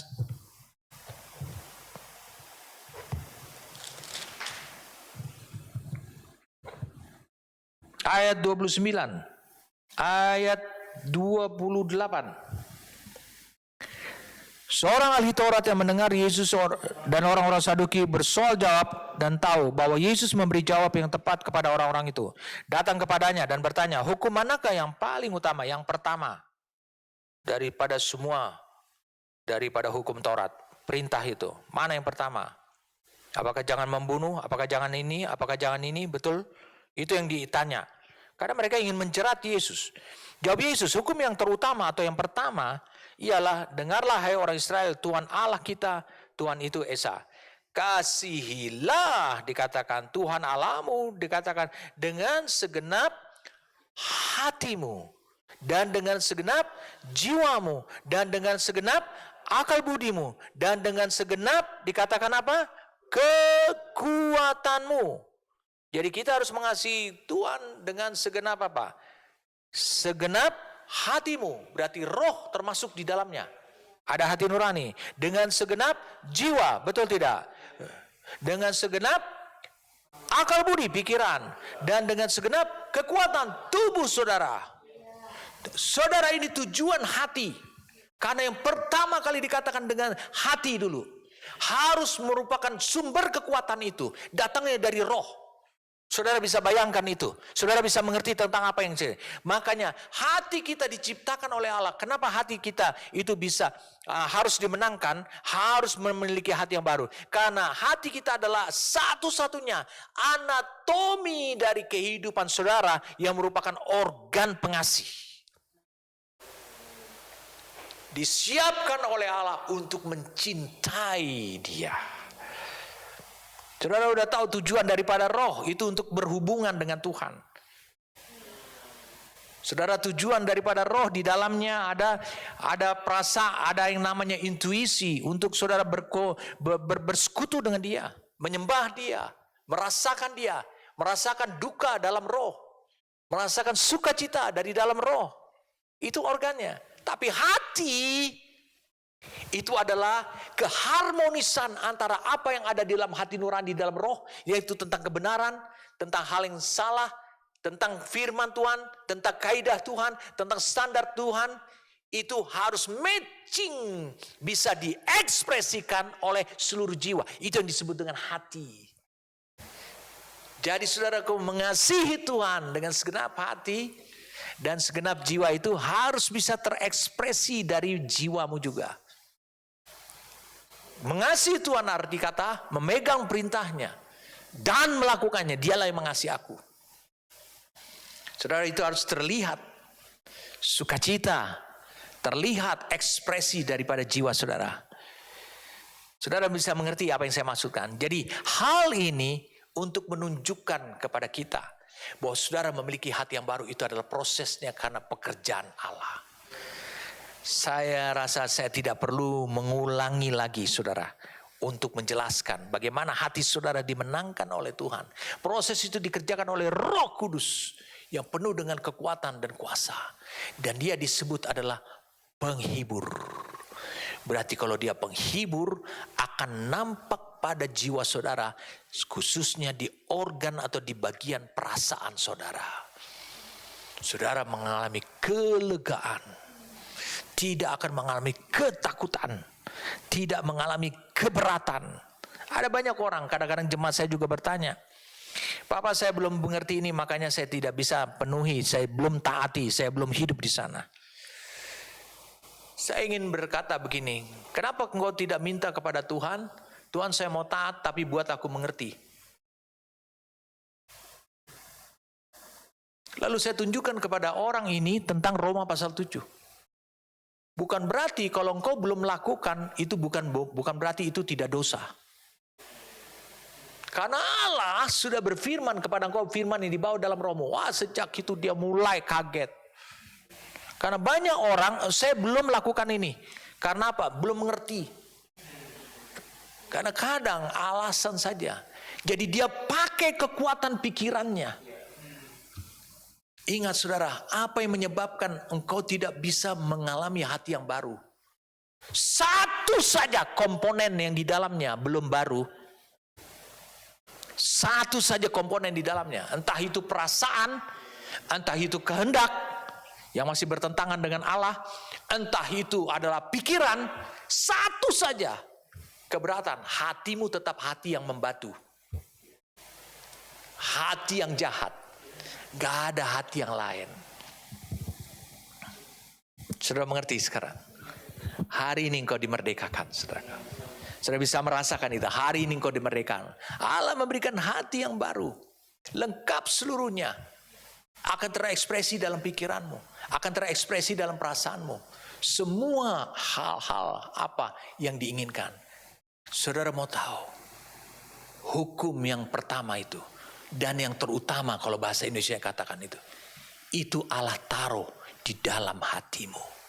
Dia tulis itu sebagai loh hati, ditulis oleh Allah sendiri sehingga kau bisa mengasihi Allah. Amin.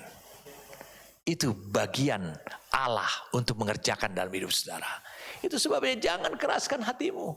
Berikan supaya Allah menyempurnakan. Sehingga hati yang baru yang ada dalam pikirannya Allah, yang ada pada hatinya Allah, yang direncanakan mau diberikan padamu, itu terwujud dalam hidup saudara. Jangan engkau memberikan senjata yang paling andal buat setan, itu tetap ada dalam hidup saudara. Kau harus berubah saat ini. Jadi poin yang keempat ini sangat penting sekali. 4 poin yang Allah kerjakan dahsyat dalam hidup saudara itu ada dalam diri saudara. Lahir baru. Dia memberikan kemampuan kepada saudara untuk membedakan, memisahkan. Mana yang berasal dari Allah, Sehingga saudara bisa tahu, engkau bisa berada pada posisi untuk bisa mengambil alih semua, menggenapkan rencana Allah di luar sana. Oleh karena apa?